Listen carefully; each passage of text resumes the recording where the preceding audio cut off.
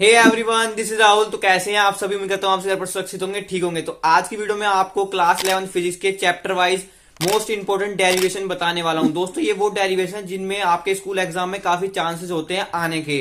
तो मैं सभी के चैप्टर वाइज इंपोर्टेंट डेरिवेशन बताऊंगा। आपसे रिक्वेस्ट ये रही कि जो जो डेरिवेशन में बता रहा हूं उनको अपनी नोटबुक में नोट डाउन कर लेना। तो चलिए बिना देरी के वीडियो को स्टार्ट करते हैं। Let's begin.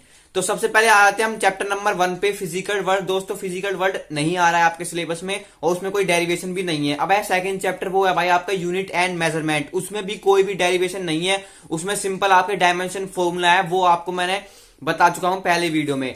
तो अब नेक्स्ट चैप्टर आता है हमारा motion in a straight line. इस चैप्टर में आपको सिंपल एक डेरिवेशन करनी है, वो है भाई आपकी equation of motion by calculus method. Calculus method से आपको ड्राइव करनी है। 3 इक्वेशन है मोशन की, वो आपको ड्राइव करनी है। इनमें से यही आती है डेरिवेशन। अब आते हैं नेक्स्ट चैप्टर पे, वो है भाई आपका मोशन इन अ प्लेन। इसमें जो मेन डेरिवेशन है वो है भाई आपकी parallelogram law of vector addition. पहली तो ये हो गई। दूसरी आती है आपकी equation of trajectory. Equation of trajectory वाली इक्वेशन काफी इंपॉर्टेंट डेरिवेशन है, वो आप जरूर कर लेना। एंड जो लास्ट डेरिवेशन आ जाती है आपकी फॉर्मुलेज वाली, जो आपकी टाइम ऑफ फ्लाइट है, मैक्सिमम हाइट है, हॉरिजॉन्टल रेंज है, छोटे छोटे फॉर्मूले हैं, इनको आपको जरूर कर लेना है। अब नेक्स्ट चैप्टर आते हैं लॉ ऑफ मोशन। इसमें जो आपको मेन डेरिवेशन करनी है वो है भाई आपकी prove that second law is a real law. And इस सेकंड लॉ की मदद से आपको फर्स्ट लॉ और थर्ड लॉ प्रूव करना आ जाता है। एंड इसके बाद जो नेक्स्ट डेरिवेशन है इस चैप्टर की, वो है भाई आपकी बैंकिंग ऑफ रोड। ये काफी इंपॉर्टेंट डेरिवेशन दोस्तों, इसको जरूर कर लेना। एंड इसके बाद जो टॉपिक बचता है वो है भाई आपका इसमें law of conservation of momentum. दोस्तों, law of conservation momentum topic समझ सकते हो, लेकिन डेरिवेशन की तरह है, तो इसको आप जरूर कर लेना। अब आते हैं नेक्स्ट चैप्टर पे, वो है भाई आपका वर्क एनर्जी पावर। दोस्तों, इसमें काफी डेरिवेशन है, तो इस चैप्टर को आप जरूर अच्छे से करके जाना। तो नंबर 1 पर जो डेरिवेशन आती है इसमें work done by variable force. तो work done by variable force कैसे निकालते हैं। एंड सेकंड इंपोर्टेंट डेरिवेशन है इसमें वर्क एनर्जी थ्योरम को प्रूव करो, state and prove work energy theorem. And जो थर्ड डेरिवेशन है इसमें पोटेंशियल एनर्जी वाली, पोटेंशियल एनर्जी कैसे फाइंड आउट करते हैं वो वाली आपको जरूर कर लेनी है। एंड जो फोर्थ इंपोर्टेंट डेरिवेशन है इसमें आपकी, वो है भाई आपकी इलास्टिक ओरिजन वाली, वेलोसिटी जो निकालते हैं इलास्टिक ओरिजन 1 डायमेंशन, वो आपको जरूर कर लेनी। अब नेक्स्ट चैप्टर आते हैं system of particle and rotation. दोस्तों, ये काफी डिफिकल्ट चैप्टर लगता है बच्चों को और वाकई में है भी। तो इसमें कौन कौन सी डेरिवेशन करनी है आपको ध्यान से सुनो। तो इसमें जो सबसे पहली डेरिवेशन है वो आती है भाई आपकी centre of mass of system of two particle. Two particle का सेंटर ऑफ मास निकालने वाली डेरिवेशन काफी बड़ी है, वो आपकी पूछी जा सकती है।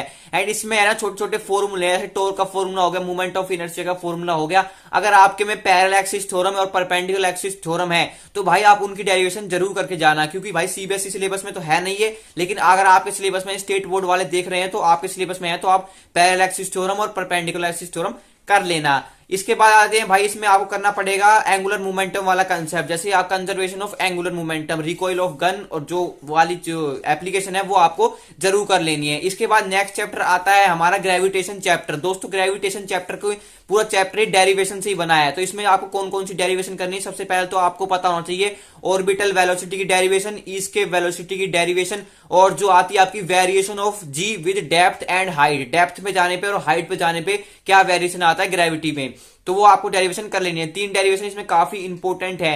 एंड जो चौथी डेरिवेशन है वो है भाई आपकी पोटेंशियल एनर्जी वाली, ग्रेविटेशन पोटेंशियल एनर्जी की जो डेरिवेशन है वो आप कर लेना। इसमें 4 डेरिवेशन है, 4 डेरिवेशन में आपकी कोई ना कोई 2 तो पूछ ही लेगा, तो आप इस चैप्टर को अच्छे से कर लेना। इसके बाद आते हैं हम नेक्स्ट चैप्टर पे, वो है भाई chapter number 10 mechanical property of solid. इसमें आपको सिंपल क्या करना है, एक ही डेरिवेशन है आपकी इसमें स्ट्रेस स्ट्रेन कर्व वाली, जो आपकी वो आती है पोटेंशियल एनर्जी बताओ आपकी U equal to 1/2 stress into strain, वो आपको जरूर कर लेनी है। पोटेंशियल एनर्जी जितनी भी है ना भाई आपकी सभी इंपॉर्टेंट है, तो पोटेंशियल एनर्जी की तो आपको करके ही जानी है। इसके बाद नेक्स्ट चैप्टर पे आते हैं, वो है भाई आपका फ्लूइड वाला चैप्टर, वो की काफी डिफिकल्ट लगता है बच्चों को। इसमें भाई 2 ही डेरिवेशन बताऊंगा, आपको काफी इंपॉर्टेंट है। सबसे नंबर 1 पे आपकी इक्वेशन ऑफ कंटिन्यूटी, ये आपको जरूर कर लेनी है, A1V1 इक्वल टू A2V2।